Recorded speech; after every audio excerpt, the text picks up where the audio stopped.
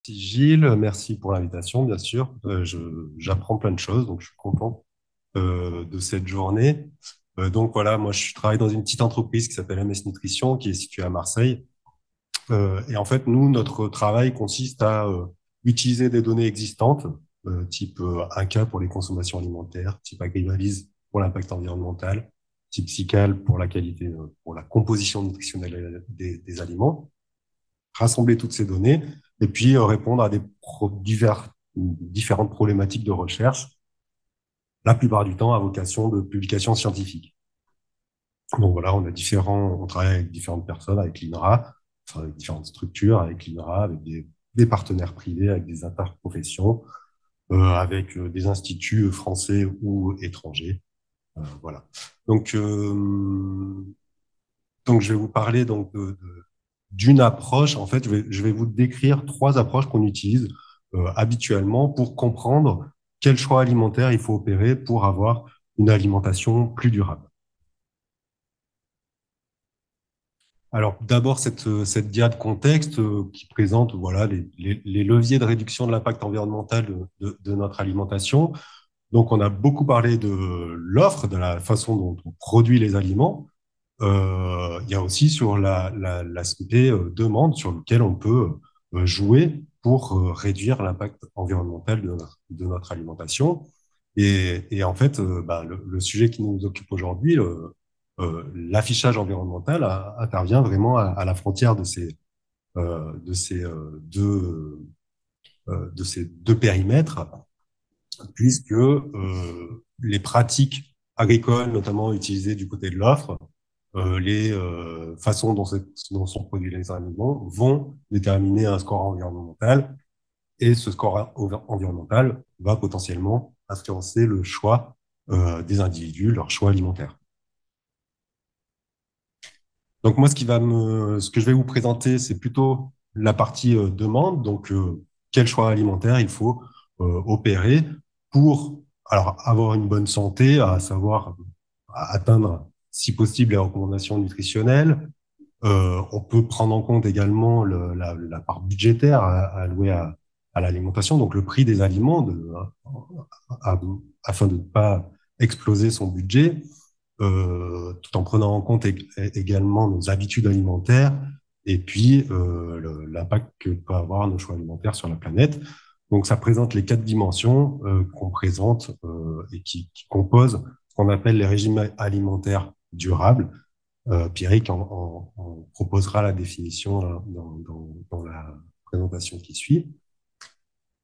Donc, nous, dans le cadre de cette présentation, je vais aborder trois méthodologies qui aident à déterminer quel choix alimentaire on peut faire pour améliorer son alimentation et améliorer la durabilité de son alimentation.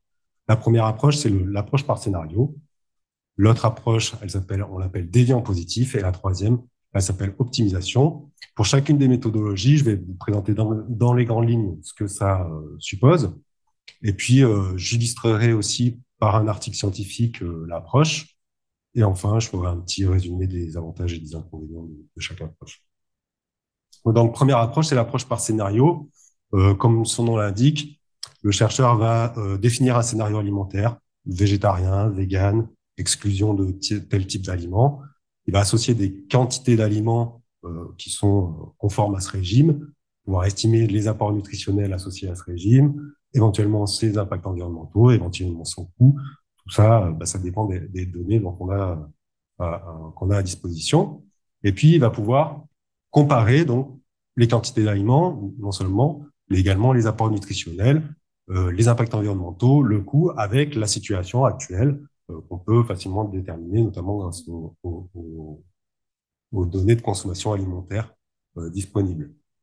En faisant cette comparaison, on pourra déterminer si le scénario qu'on veut proposer ou qu'on veut tester est mieux que la situation actuelle. C'est un premier critère finalement d'efficacité du scénario.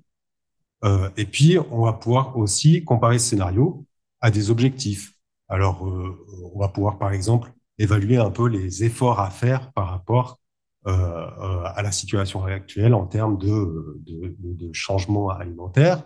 On va pouvoir évaluer ce scénario au regard des recommandations nutritionnelles, puisque dans le domaine de la nutrition, on a voilà, des recommandations en termes d'apport en fibres, en termes d'apport en vitamines et différents minéraux.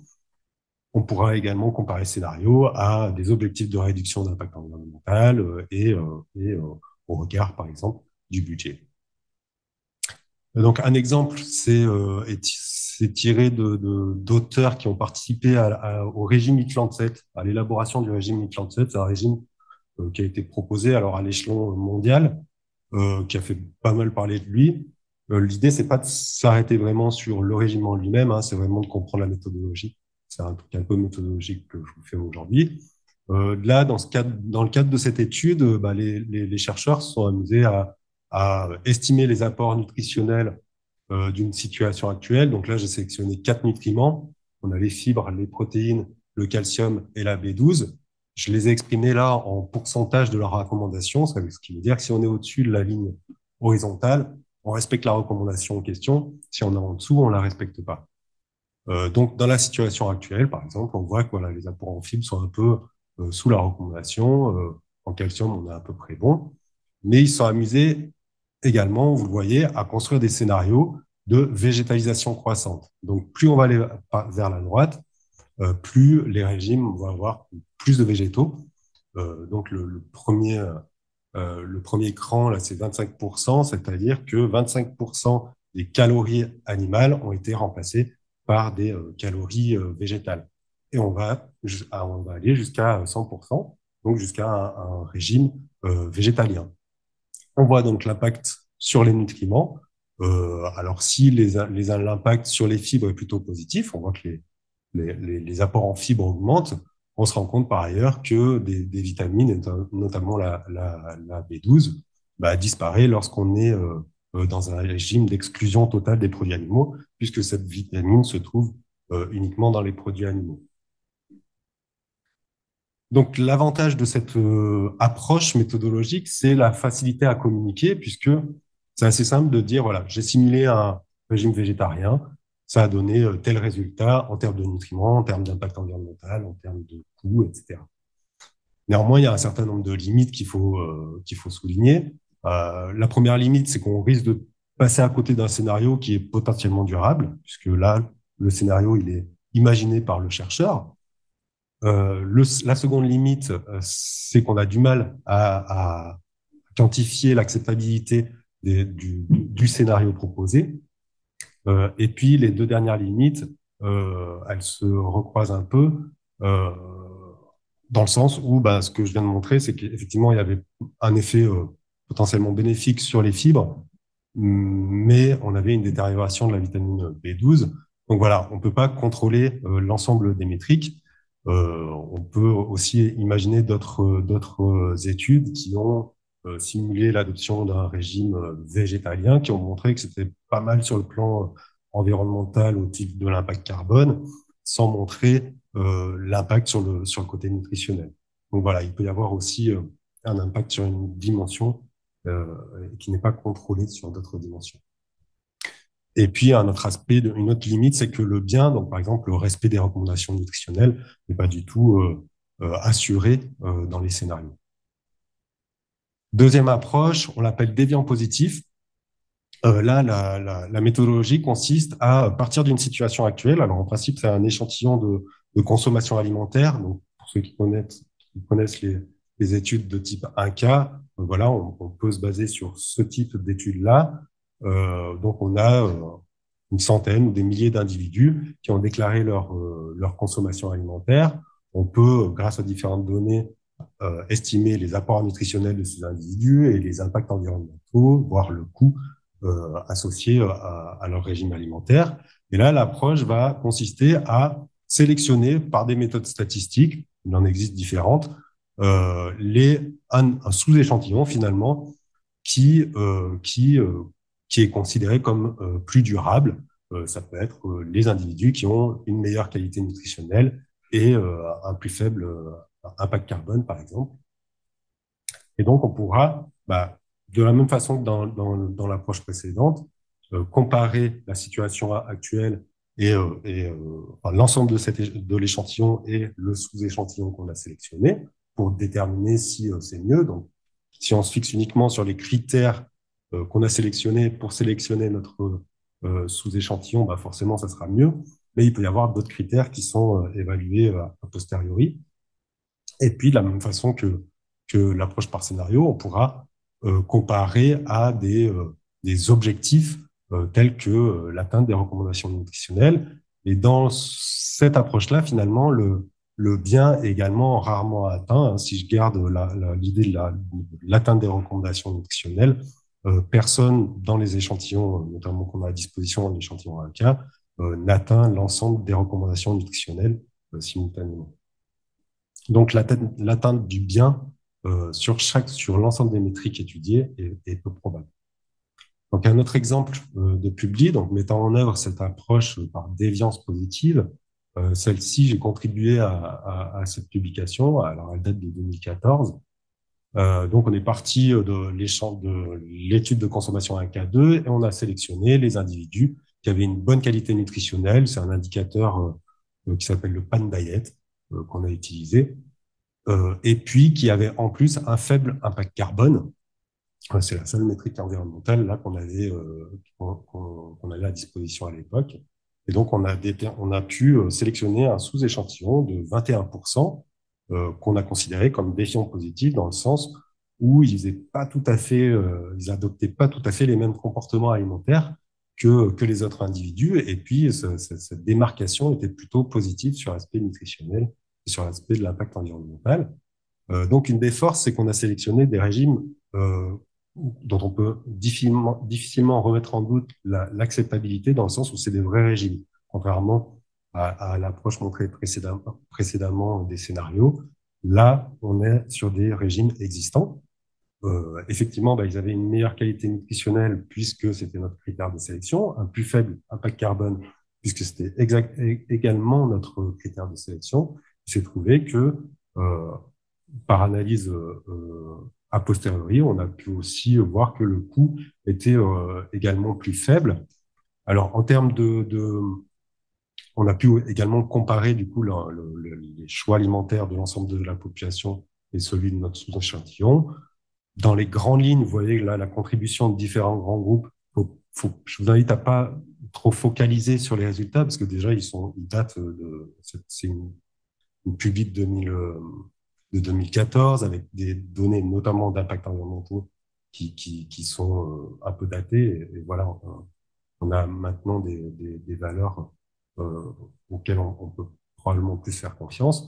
Donc, mais on voyait qu'à l'époque que au niveau des grands groupes, finalement, on avait des choses qui se ressemblaient. C'est à l'intérieur de ces groupes qu'on avait des substitutions intra-groupes qui étaient plus bénéfiques pour les déviants positifs.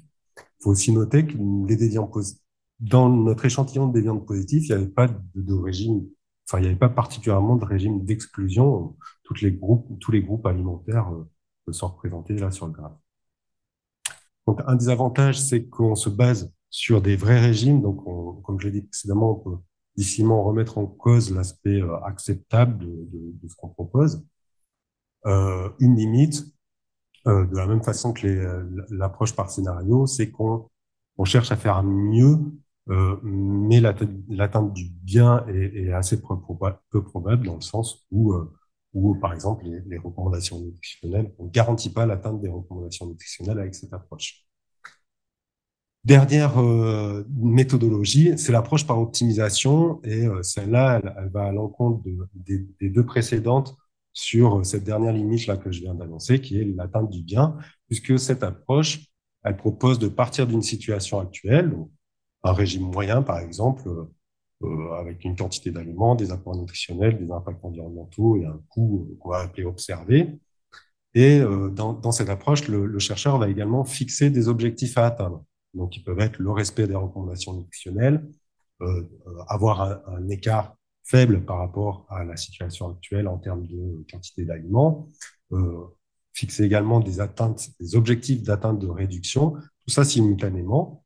Et grâce à un algorithme d'optimisation, l'algorithme va générer un régime qu'on va appeler optimisé, c'est-à-dire qu'il va être aussi proche que possible de la situation actuelle, mais il va respecter tous les objectifs qui auraient été fixés et simultanément. Donc, j'ai sélectionné là une publi qui date un peu aussi, et dans laquelle donc on a mis en œuvre, à laquelle j'ai participé, et dans laquelle on a mis en œuvre une approche d'optimisation. Donc, on est parti de 10 régimes moyens observés dans 5 pays, en séparant donc les hommes des femmes. Et on a donc construit un modèle d'optimisation pour construire pour chacune des sous-populations un régime optimisé qui respecte l'ensemble des recommandations nutritionnelles, qui soit le plus proche possible des quantités moyennes observées et qui réduise de 30% l'impact carbone du régime par rapport au régime observé. Donc là, les résultats sont présentés. On a les différents pays sur la gauche avec femmes en haut et hommes en bas. Et on a la contribution de grands groupes alimentaires à l'apport énergétique total dans l'observé en haut et puis dans l'optimisé en bas. Alors, ce dont on s'est rendu compte, c'est que surtout pour atteindre les recommandations nutritionnelles, en fait, il y avait des substitutions intergroupes qui étaient nécessaires, notamment une réduction des produits gras sucrés salés au bénéfice des fruits et légumes, notamment, et des féculents. Et ensuite, pour atteindre l'objectif de réduction d'impact carbone, là, on avait plutôt des substitutions à l'intérieur des grands groupes alimentaires. Et puis, on pouvait observer alors pas mal de diversité sur les changements proposés, non seulement d'un pays à l'autre, mais aussi entre sexes. Alors, pour plusieurs raisons, parce que les compositions nutritionnelles étaient propres à chaque pays, notamment, parce que les habitudes alimentaires sont différentes d'un pays à l'autre, et puis même d'un genre à l'autre, et puis parce que les recommandations nutritionnelles sont différentes entre hommes et femmes, ce qui peut expliquer aussi les raisons pour lesquelles les résultats étaient différents entre hommes et femmes. Donc, l'avantage principal de cette méthode, c'est qu'elle va vers le bien, entre guillemets, directement et de façon simultanée, dans le sens où tous les objectifs sont atteints, si c'est possible. La limite, c'est qu'effectivement, on détermine des régimes qui sont théoriques. Donc, même si on va rester le plus proche possible du régime moyen observé, le plus proche possible ne veut pas dire très proche. Donc, on peut avoir, en fonction des objectifs qui sont fixés, voilà, des changements alimentaires qui peuvent être assez grands. Donc, pour résumer, là, en guise de conclusion, j'ai juste reporté les trois principaux avantages de chacune des méthodes. Donc, la méthode par scénario avec une facilité de communication, l'approche par déviance positive qui a l'avantage de se baser, enfin, de proposer des changements alimentaires qui soient réellement observés, et puis l'approche par optimisation qui est la seule approche finalement à garantir l'atteinte de certains objectifs, notamment celui d'atteindre les recommandations nutritionnelles, par exemple. Bien sûr, quelle que soit la méthode, on peut introduire de nouvelles métriques et c'est ce qu'on s'amuse à faire, nous, dans la boîte. Hein, c'est avec les données Agribaliz, ben voilà, on va s'amuser à faire des approches d'optimisation pour réduire l'impact environnemental sur plusieurs métriques simultanément, tout en atteignant, par exemple, les recommandations nutritionnelles. Voilà, je vous remercie pour votre écoute.